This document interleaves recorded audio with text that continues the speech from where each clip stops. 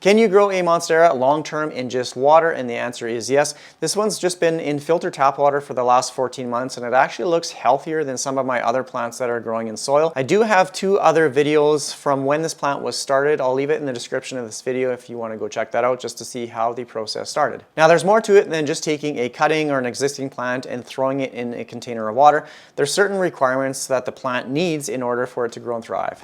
When you have a plant in soil, you'll always hear that you want to make sure that it's in a well-draining mix, and this is to prevent root rot. This happens when not enough oxygen is getting to the roots. There's no airflow. The soil is very compact. Basically, it suffocates the roots, causing them to break down, and this is what we call root rot. And the same thing goes for plants that grow in water. You want to prevent that stagnant, no oxygen environment so that you don't get rotting roots in water. Now, it's recommended that you switch out your water quite frequently, I would say weekly, just to provide that extra oxygen as well as clean water. Now, what I've done instead of that is I run this little Airstone water pump continuously so that it not only circulates the water, but it also provides oxygen in the container. With my plant, I normally don't replace the water. Once it gets a little bit low, then I'll just top it up with some more water. I think I've only replaced the entire container of water maybe a couple times throughout its lifespan. Now, it's looking a little grimy, and that's because there is quite a bit of algae in here. When you have a clear container like this is just a straight up pickle jar. When it's exposed to light, you're going to get that algae buildup. So I have taken it over to my shower here a couple times and just given these roots a good rinse and then topped it up with some water again. I like this method because as the plant continues to grow, you can see the stem is actually sizing up quite a bit. It would get very difficult to continuously move this plant back and forth, emptying out the container with water. So that's why I like the just simply topping up method. It's just, as it gets larger, it's going to get more difficult to carry around and handle. Plants grown in soil need nutrients in the form of fertilizer, which we're all familiar with, and it's no different for plants grown in water. It's unrealistic to expect a plant to do well when it's just in straight water. There's an infinite amount of resources and videos on how to grow plants in hydroponics, but I'm just going to keep it simple for this video.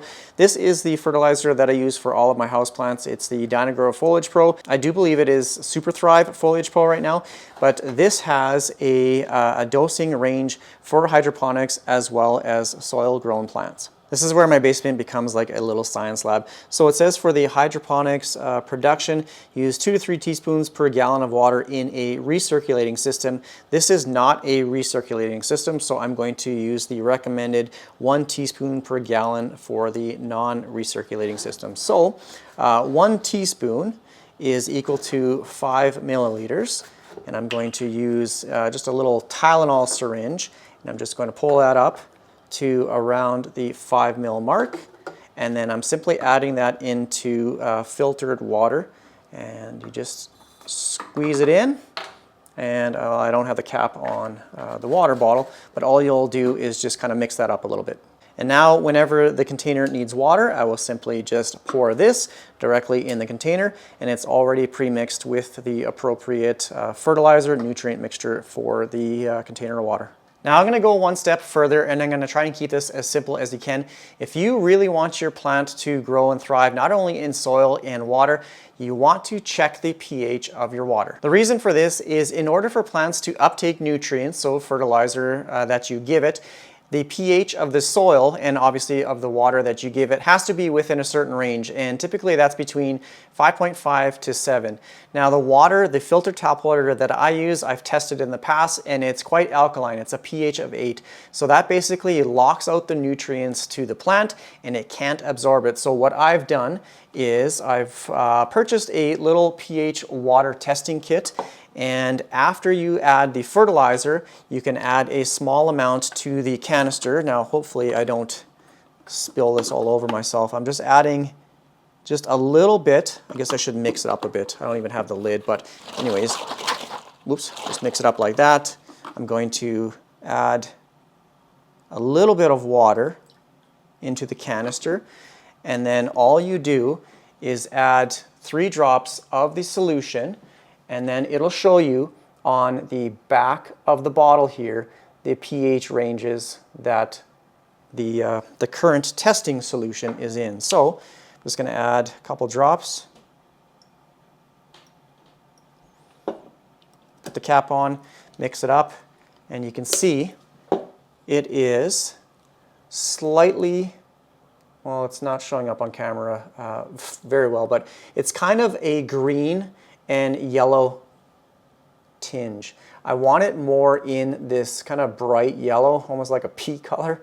So it's got a little hint of green in it. Right now it's about a pH of 6.5. So you can bring that down a little bit further if you need with a product called pH Down. This is a product that will lower the pH of any solution. And you want to make sure that you test the water and fertilizer mixture, just because fertilizer itself typically brings down the pH of just regular water as well. So I'm just adding like a very small amount, so about 1 ml into the water. I'm gonna put that in, and I found my little cap.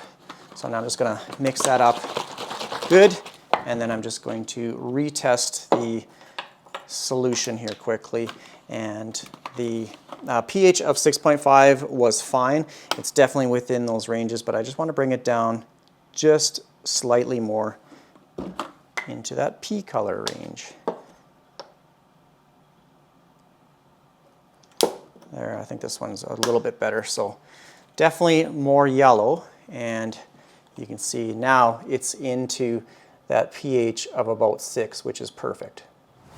This is where my water plant is here on the floor, and there's actually another monstera, which is a soil grown one right beside it.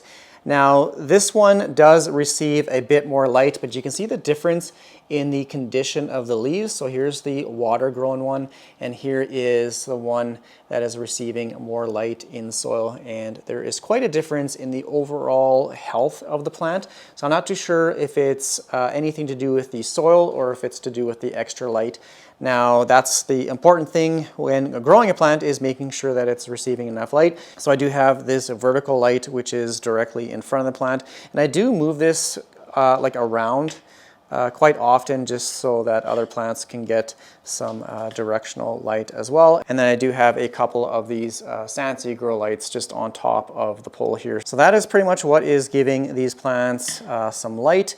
Now I just pulled out my light meter, and I'm actually quite surprised at the amount of light that this water one is getting.